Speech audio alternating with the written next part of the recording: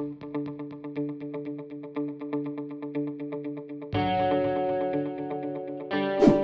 it's Jordan. I'm here at a housing unit in Newark, New Jersey, here with Sabre with the Newark Water Coalition. You, Anthony, others have essentially been a few people crew bringing water, whether it be churches, housing units, kind of, frankly, fighting the city, the state. Talk about kind of fact versus fiction. This seems similar to Flint. They're saying filters are fine, you're fine if you have a filter on, yet they kind of knew about this much earlier than they told. Seems to be a lot of similarities as far as lack of transparency and kind of expecting people to just trust you. Well, definitely. I mean, it's really discouraging to notice these similarities where you have the administration going, there's absolutely nothing wrong with your water. But here, take these filters and take this bottled water because the EPA has said that there is something wrong with the water. So there's like a lot of misinformation, and people want to trust the mayor, right? And more than wanting to trust him, they want to believe that there's not a problem because it's easier to sleep, right? It's easier to think that you haven't been giving water that's been poisoning your kids. And what's happening recently is that they want to roll back the water bottle program. And this is assuming that everyone in the city has gotten filters, and they have not gotten filters. Everyone has not gotten filters. So for them to roll back the water bottle program, we're getting more and more requests on the weekends when we do our Saturday water distribution to have more water bottles. It's like, hey, I've been denied, or they gave me 4 packs last week, but now they're only giving me 2 packs. What am I supposed to do? And so gratefully, we keep getting donations of water, but then it's like, we're a group of small people volunteering, not getting paid to do this work, and it's a lot of work, and like this place here where we are, like, they want to get their water tested, and the city's like, apartment buildings aren't affected. Anyone in Newark Housing Authority, not affected. The nursing homes, we don't even know if they've tested them. We know they haven't tested the prisons. And so we have this demand for people's lead levels. People want to know, and people want resources. And it's like, we're out here doing this work, and it's really a job that we're filling in the gaps. You know what? Again, obviously, what happened in Flint, it's different, the source of the problem, but like they said in Flint, oh no, it's only in this part of town, it's only in that part of town, don't worry. Oh, brown water, nah, that's nothing, blah, blah, blah. How do they know it's only in certain areas if they haven't tested citywide? So that's precisely what we demand. We've been demanding testing since we began this 10 months ago. Testing of everyone's homes. It doesn't matter if you live in Newark, if you have an address that is Newark, New Jersey, you need to be able to get your water tested by the city. You need to be able to take your family and yourself to a hospital, any healthcare center, and get tested, and it needs to be free. And then once those test results come in, people need to test the filters, right, to make sure that they're working. I mean, if you're not certain, err on the side of caution.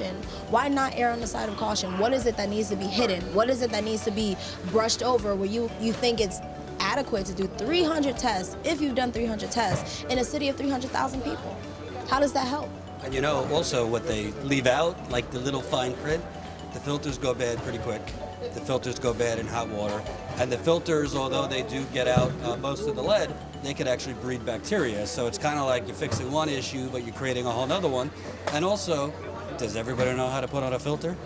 That is a huge problem. Like, these filters, these point-of-use filters are like literally giving a cough drop to a gunshot wound. You know what I mean? Like, not even a Band-Aid, a fucking cough drop. Excuse me, I'm sorry. But so people, one, are not plumbers. They're not carpenters. They're putting these filters on hoping that they work, hoping that it's done properly. And then there's no education bit. It's like, oh, pick up your filter and leave. It's not that simple, especially for a lot of old homes in Newark. They don't have faucets that fit neatly. It doesn't translate neatly for everyone. And more than that, if you do have an elevated lead level in your home, that filter could last you maybe a month. The instructions say 3 months, and so people are going with that. But if they don't know that they have lead, then they're drinking lead for 2 months thinking that the filter is still working. So what we've been advocating for is point-of-entry filters, not these point-of-use filters where there's so much margin for error. You know what I mean? But no response, crickets. So point of entry meaning not just the ones that go on the tap, but the ones that go into the home. Yes, and it would filter all of the water because, okay, people are getting... Then you're asking the capitalist class to pony up, and the capitalist class don't want to pony up. Well, it seems like they're very comfortable being in bed with large corporations, so how about you get in bed with a corporation that can help the city? And so these point-of-entry filters are useful because, wow, you have one on your kitchen sink. What about all your other faucets? What about all the other sources that you're getting water? You know, what you're brushing your teeth with. Even if it's a negligible amount of lead, no amount of lead is safe. And you're already exposed to it in the soil in some places, in the paint in some places. The water is just like insult to injury, and it's a problem, you know?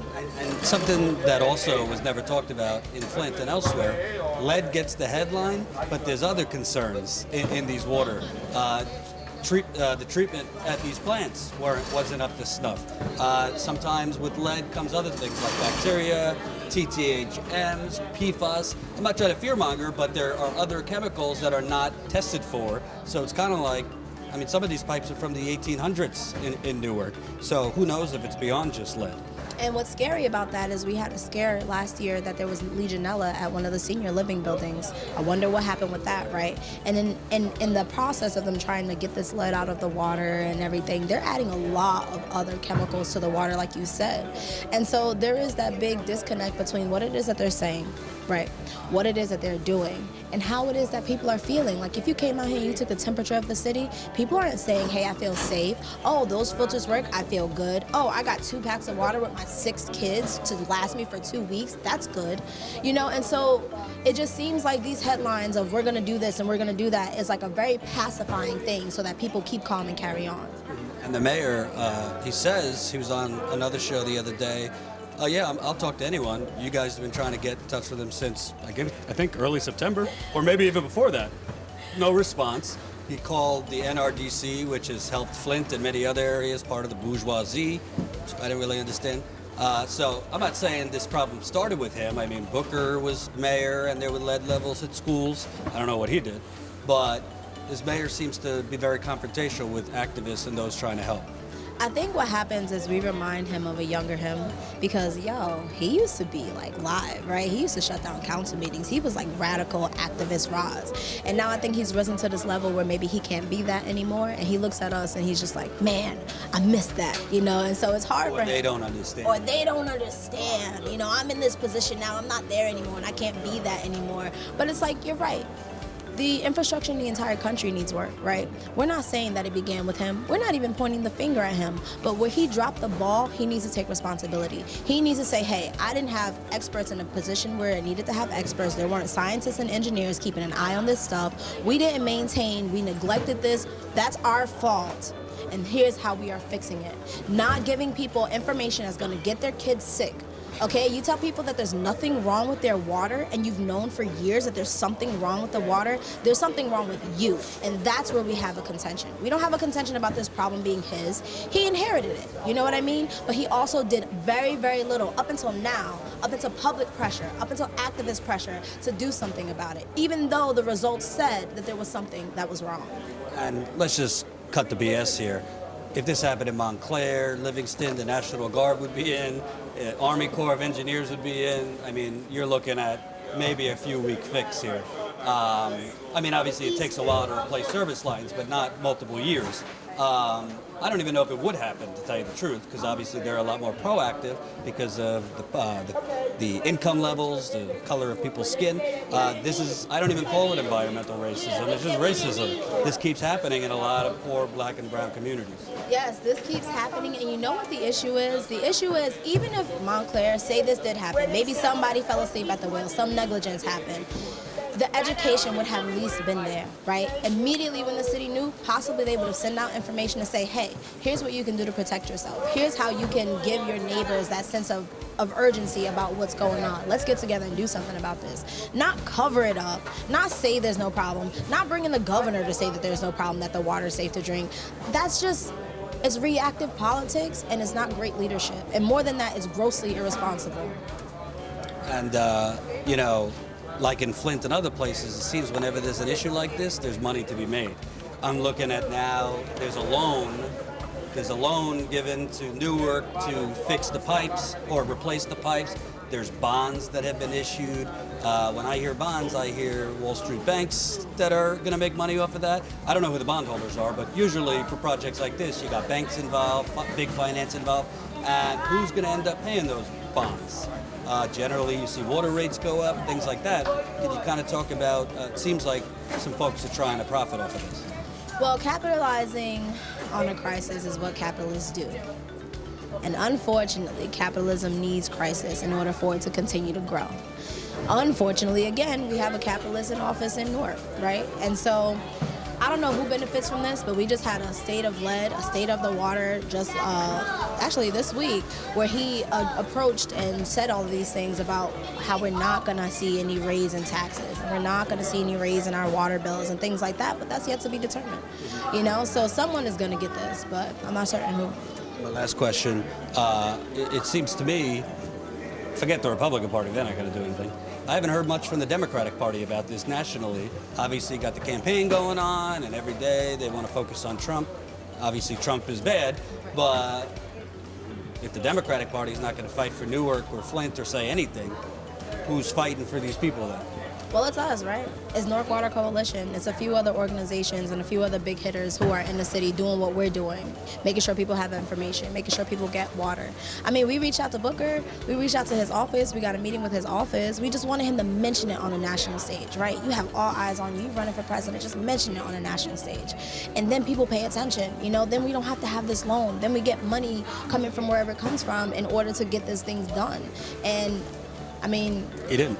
Superman is not coming to save us. The legislators, they're not coming to save us. The politicians, they are not going to stand up for us. And so this right here, this people power, this is what we're encouraging. Because the next 3 years or however long it's going to take to get all these lead service lines replaced, we're going to need people to continue to do this work. Because without a watchful eye, without a watchdog, without someone holding them accountable, the water will be fine in 5 days and the headlines will say that, you know? So we're here to make sure that that happens, you know? We got people watching all over the country and world. What do you want them to know? You know, obviously they're not here, but what can they do and what should people know? Well, without a doubt, definitely get your water tested, because it's not just Newark. If you look closely at any state, you'll find a Flint, you know what I mean? And it's mostly places with black and brown people, and I hate to say it, but it's true. Environmental racism or the straight up racism, like you said, you know, it's true. Get your water tested and then stay abreast of what's going on. We don't want to be 6 years and still no clean water. Look at Flint. People internationally know what's going on there and what has happened on the ground.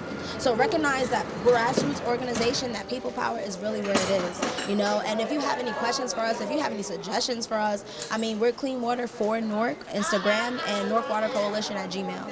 You know, so any kind of help, you know, because it's literally 5 of us, and sometimes we get extra people to come and help, but we're a small group just trying to do what's right. And let's face it, you're human, so there's burnout factor. My arms burn right now. My arms burn right now. And then there's the planning that goes into it. It's not just these events, right? People see these events and like, oh, well, they're doing that every Saturday. But everything that leads up to this is a lot of work. And we can coordinate the donations, things like that. Trying to coordinate the donations, trying to fight off naysayers and whatnot, trying to literally battle against that administration. You know, so the work is necessary. And get your water tested, period. They tell you that it's okay. Until you have those results in your hands, don't trust it. And also, know who's testing your water and know how they're testing. If they're running that water before they test it, that artificially lowers the results. That's what they were doing in Flint that we found. Honestly, I've heard some testimonies, and that is what they are doing here. And one big thing I want to tell people, you cannot boil lead out of your water. I'll say it 3 times. You cannot boil lead out of your water. Water does not get rid of lead through heat. It actually concentrates the metals. So for your older people, because I've noticed a lot of older people come and they're like, well, you know, when I was young, we would just boil it out and it's fine. Doesn't work for lead. Doesn't work for lead. So that's one thing I really want people to know. And that any kids under 6, they are really our most vulnerable population, because it will change the trajectory of your development. You know, so get your kids tested for certain. Thank you very much. Appreciate it. Hope you enjoyed that last video. Hop on over to StatusCoup.com where you can sign up for our email list and become a member for as low as $5 to $10 a month. Membership is how we grow. That's StatusCoup.com/join. And remember, join our email list so we can grow the revolution with you.